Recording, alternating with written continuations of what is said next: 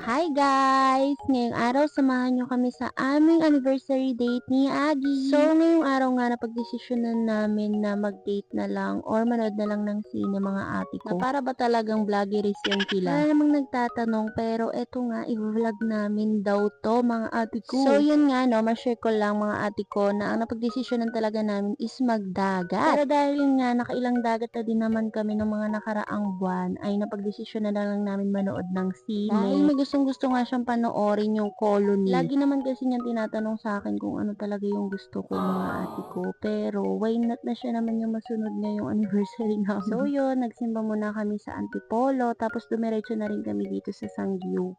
Sobrang sarap ng karne dito. Hindi na kami naglagay ng mga side dishes kasi marami pa akong gustong kainin sa mall na lang. Parang kanin at ulam lang yung aming kinain. Ang tagal na din namin hindi nakapag-sangyup kaya sobrang sarap talaga nung pagkatikim pa lang namin na para bang unang beses pa lang kami nagsangyup. Sobrang OA. Ayan nga, at tumatawa-tawa pa yan siya habang kumakain kasi may sinasabi siya dyan. Gusto niyo ba marinig yung sinasabi niya dyan, guys?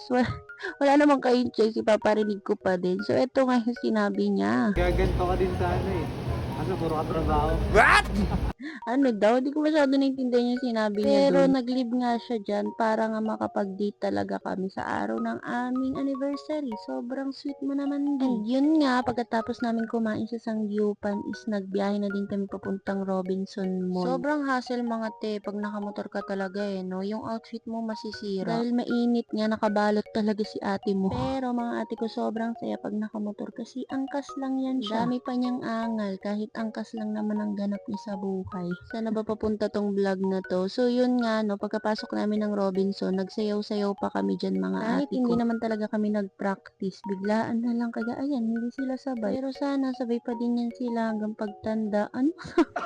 Nakailang take nga din yan sila dyan pero ayan na perfect din naman kahit papano at nasayaw naman nila ng sabay. Ay, biglang nalobat yung mic mga ate ko kaya ang dami nyo maririnig sa background ngayon. Bali nakabili na nga pala kami ng ticket yun bago kami magsayaw-sayaw mga ate ko. And dalawa nga pala yung papanoorin namin, Colony at Tayo sa Wakas. Bali may 1 hour pa kami mga ate ko bago mag-start yung movie kaya naman eto at nag-favorite ice cream muna kami. Ang DQ, sobrang sarap nito mga ate ko at nakakaigno talaga. Tawang-tawa nga ako dyan kasi tumatawa din yung nagbibideo mga ate ko. Ewan ko ba pero ito na yung pinakang favorite naming ice cream ni baby. Tapos ayan, ako una niyang pinatikim sa ice cream niya. Tapos kapag kukunin ko, wala siya magagawa kasi nagustuhan ko na yung binili niya. Ganun dapat. Umaangal nga ako dyan guys kasi nga ang laki ng cheesecake na nakalagay dun sa signage nila. Pero nung binigay sa amin, hati-hating cheesecake. Na para bang, eh di tumira ka sa Japan para kung ano yung nasa signage, yun din yung kakainin mo.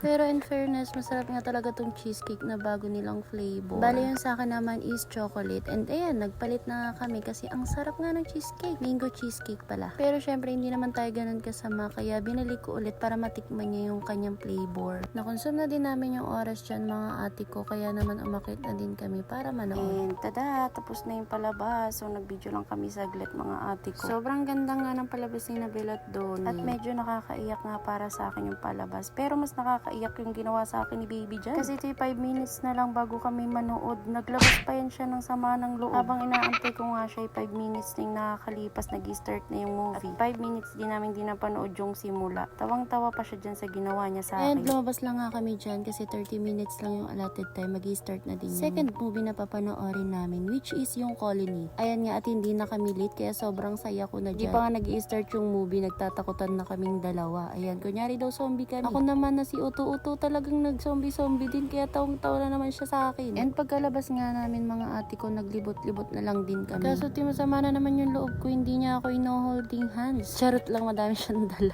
And nagtry nga kami ng binatog, kalabog, kinalabog, ano ba yan? Dahil isa nga yan sa kanya mga favorite na food.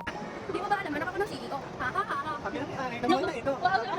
Ewan ko, pero adik na adik siya dyan sa ha-ha-ha. Kaya pati tuloy ako nagagaya na sa kanya. Ayan, nag-arcade nga din pala kami kahit na nag-charge lang talaga kami kasi nalobat yung aking phone. Tapos matatapos na nga din pala to kasi nakapagkape na kami. Which is mali kasi nagpunta din kami ng over the top. Dapat dito pala kami nagkape. And dahil sa sobrang daming lakad, ayan, sobrang nangalay din yung aking mga paa. Buti na lang talaga binandito ko. Paano na lang kung wala ka, di wala nagmamassage. Sobrang OA mo. Ang dami nga nangyari sa araw na to, pero thank you Lord kasi meron kami mga gantong moments ni Agi para makapag-celebrate ng mga special moments namin. And yun lang, hanggang dito na lang. Salamat sa panonood. Bye!